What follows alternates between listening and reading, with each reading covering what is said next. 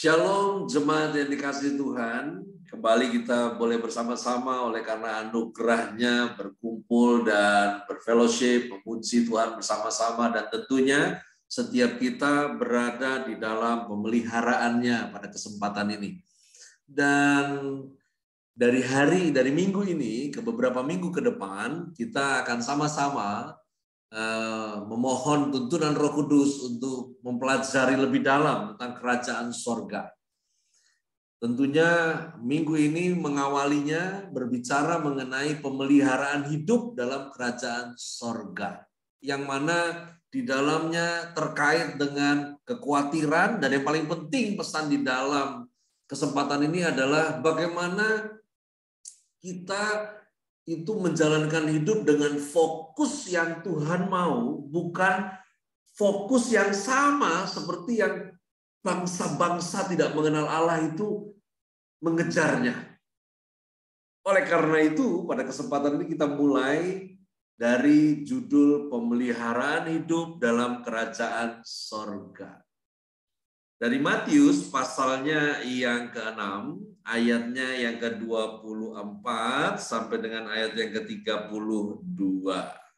Baik, saya akan bacakan untuk kita sekalian.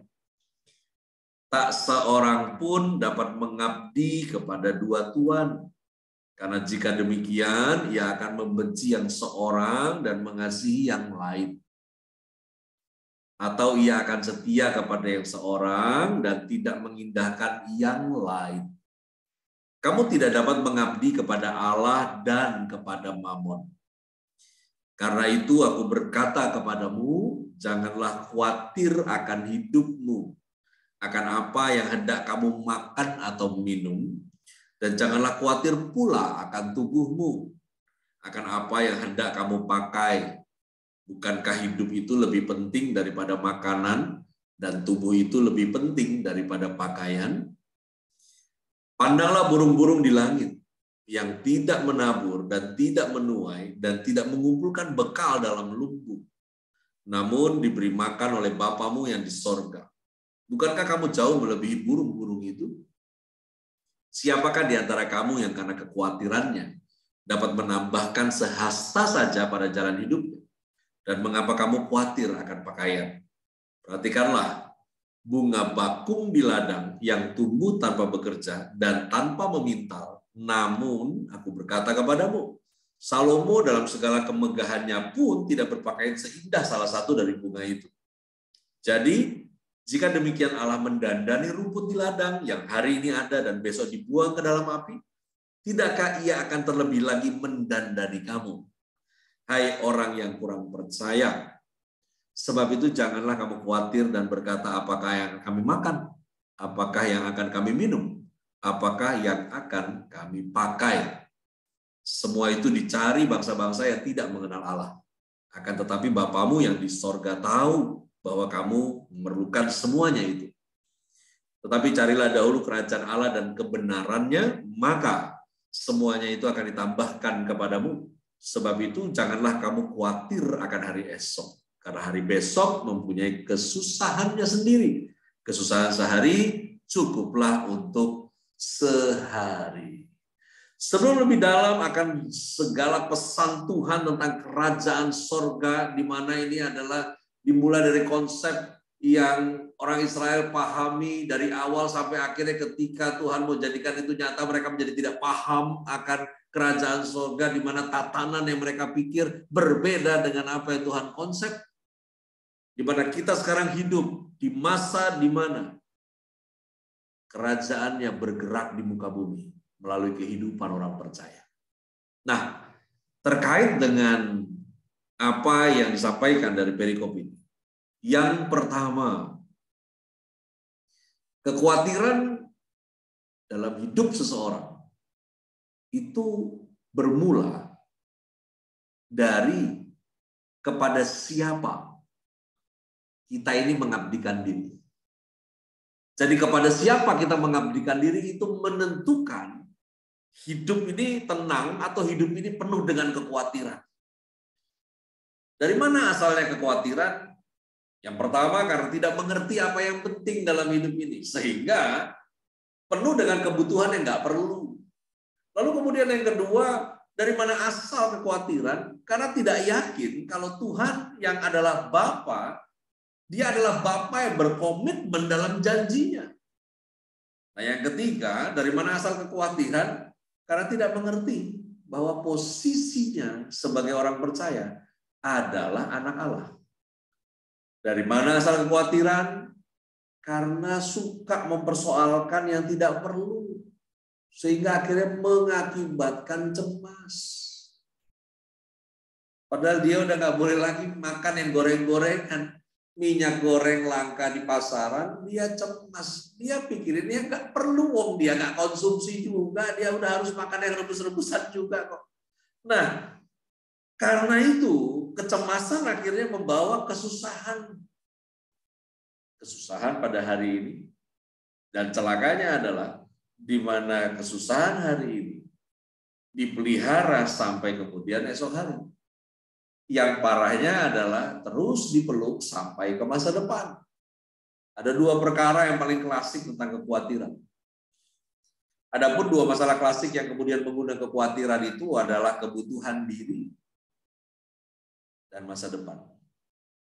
Yang kita percayai Tuhan di masa depan, tapi kita ngotot untuk bisa melihat bentuknya. Atau kita sudah set up bentuknya, tapi perjalanan yang mendekati masa itu, kita melihat sepertinya apa yang kita bangun belum tentu sampai. Dan itu menyebabkan kekhawatiran yang sangat klasik dalam kehidupan setiap orang. Parahnya adalah setiap orang yang saya bilang harusnya tidak masuk dalam golongan orang percaya. Keterbatasan yang terjadi pada hidupmu tidak pernah menjadi masalah selama menanganinya dengan cara yang Tuhan kehendaki. Nah, yang menjadi masalah seringkali adalah kita keliru bersikap dalam sebuah situasi. Nah, yang kedua, bahwa hidup itu lebih penting, saudara, daripada kebutuhan. Di mana selama Tuhan memberi kamu hidup, berarti masih ada harapan. Karena kebutuhan itu ada karena adanya manusia dalam kehidupan. Nah, mungkin sederhananya saya mengatakan bahwa manusia menciptakan adanya kebutuhan. Oleh karena itu, kalau dicatat apa yang Yesus ngomong, jangan khawatir akan hidupmu, tidak makan, minum, khawatir tubuh apa yang tidak pakai. Hidup itu lebih penting daripada makanan, hidup itu lebih penting daripada, Yesus mau bilang bahwa kalau Dia yang berikan kamu kaki, masa Dia nggak sanggup membuat kamu punya sepatu? Kalau Tuhan yang jadikan gigimu itu ada, masakan Tuhan nggak sanggup untuk memberkati kamu untuk bisa menggosok gigimu? Ya kecuali kamunya malas gosok gigi, ya nggak tahu kalau itu. Tapi ini yang firman Tuhan bukakan buat kita semua bahwa tenanglah, hidup itu lebih penting daripada kebutuhan. Kalau Tuhan, si sumber kehidupan, sang sumber kehidupan itu memberi Anda dan saya hidup pada kehidupan yang Dia punya, kenapa Anda dan saya harus gagal paham sampai selamanya? Mari mulai mengerti dari kesempatan ini bahwa ayo, hidup ini lebih penting daripada kebutuhan. Kalau Tuhan bisa beri Anda hidup hari ini, berarti itu masih ada harapan. Sederhananya begini, kalau kamu masih ada hari ini, berarti harapan itu masih ada. Selama kamu masih hidup, harapannya masih ada. Yang aneh, kamu hidup, tapi kamu nggak punya pengharapan. Makanya, di bagian yang pertama, sebenarnya kepada siapa kita mengabdikan diri, itu menentukan Anda hidup tenang atau penuh dengan kekhawatiran. Nah, yang ketiga, dari Matius 6 ayat 26 sampai dengan ayatnya yang ke-30. Di sana di-compare ya. Di mana ada burung di langit. Kemudian ada bunga bakung di ladang. Lalu kemudian ini semua dikomparasi. Ya, Yesus sendiri bukakan ini dan akhirnya mengatakan bahwa jangan kamu khawatir, berkata, mau makan apa, mau minum apa, mau pakai apa. Yang ketiga ini penting dan harusnya terpatri di dalam hatimu. Menyadari bahwa di hadapan Tuhan, Anda dan saya adalah anaknya. Itu menjadikan pertahanan diri terhadap kekhawatiran. Karena banyak kali kita percaya memanggilnya Bapa, tapi kita nggak yakin kalau kita ini anak. Karena itu tahu siapa dirimu di hadapan Tuhan adalah pertahanan diri terhadap kekhawatiran. Sesungguhnya demikian. Oleh karena itu, jadilah anak Bapa di sorga yang ada di bumi. Banyak yang tahu kalau Tuhan kita adalah Bapa yang baik. Nah, orang percaya menjadi khawatir bukan karena tidak yakin kepada Bapa. Orang percaya menjadi khawatir karena tidak yakin sebagai anak. Nah, sebetulnya sih kalau kalimatnya dibalik lagi dan mau konsisten seperti awal, ya kalau jelas kepada siapa Anda mengabdikan diri, harusnya orang percaya nggak perlu bergumul dengan apa yang disebut dengan khawatir. Karena harusnya Anda dan saya fokus pada hal yang lain daripada apa yang disebut dengan khawatir. Nah, kita akan bahas ini yang berikutnya. Yang berikut adalah tentang fokus.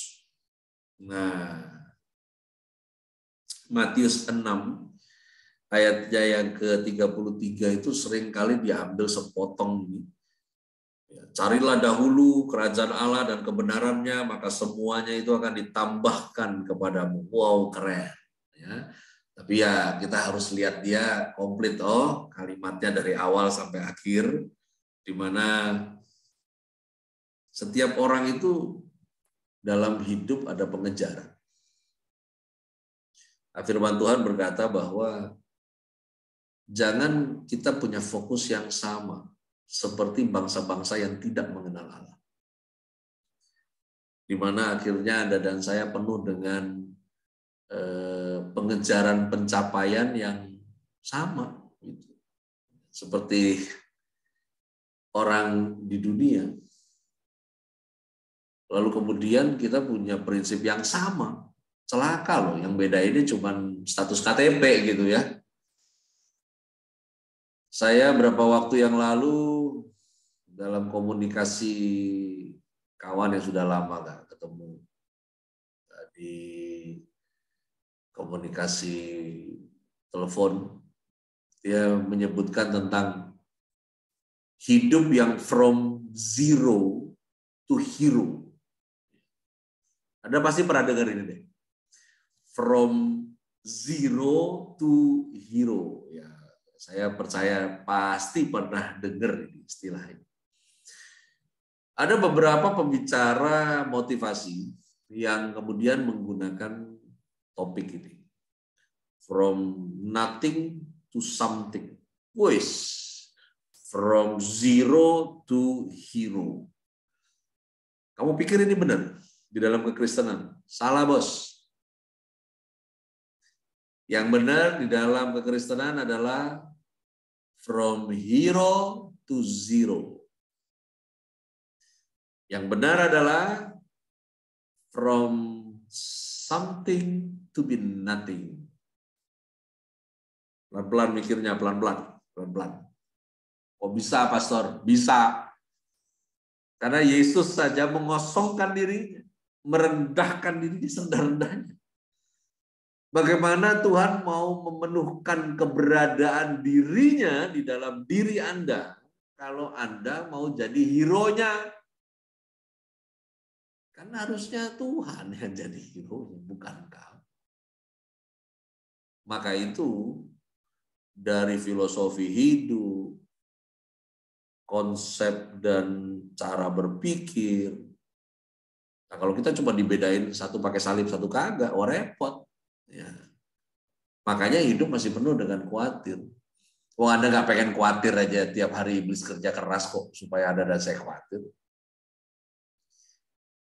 Ini sebetulnya bukan fokus kepada khawatirnya ya. Yang saya mau sampaikan seperti yang Yesus sampaikan juga di dalam narasi ini, bahwa fokus pengejaran dalam hidup Anda dan saya itu loh yang jangan sama seperti orang dunia ini.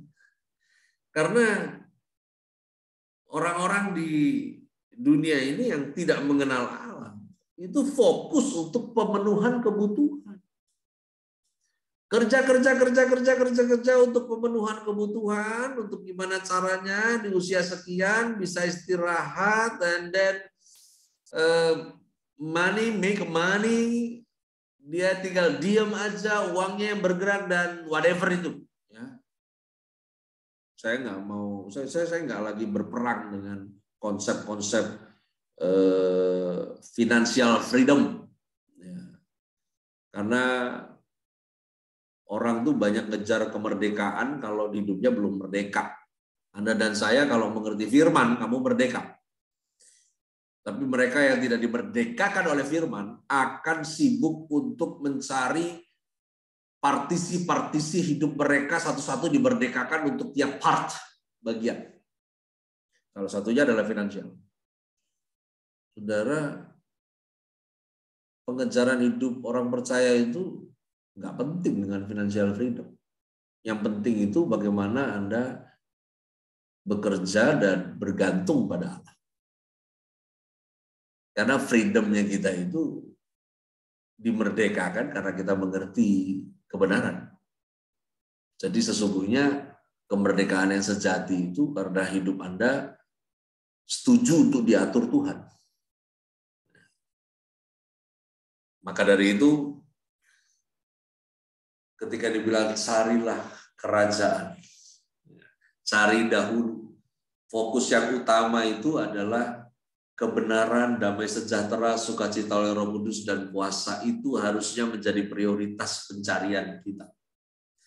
Yang mana Tuhan menginginkan Anda itu lebih dari sekedar tercukupi. Dalam rancangannya, Tuhan itu nggak hanya pengen Anda sekedar tercukupi. Bahkan Dia ingin mendandani kamu. Karena itu fokus hidup pada pencarian, pengejaran kebenaran, damai sejahtera, sukacita Roh Kudus, dan puasa. Ini adalah pengejaran kekekalan yang dimulai dari sekarang. Yang mana ketika Anda menemukan, Anda hidup di dalamnya, hidup di dalam kebenaran, hidup dalam damai sejahtera, sukacita Roh Kudus, dan puasa, berarti Anda bergantung pada Tuhan. Dan sorry saya pakai istilah ini, bahasa kita manusia terbatas. Pengejaran yang benar dalam hidup ini, yang Tuhan mau untuk Anda dan saya lakukan. Ketika kita melakukan pengejaran yang benar itu artinya Anda dan saya mengizinkan Tuhan bertanggung jawab atas hidup. Dan kamu dilayakkan untuk menerima bukan sekedar apa yang menjadi bagianmu, tapi sekaligus dengan komplimennya dari Tuhan. Nah, berada dalam kerajaan Allah berarti Anda mengalami kehidupan yang bukan sekedar hidup. Karena Dia Bapa yang nggak hanya mau bikin Anda dan saya cukup.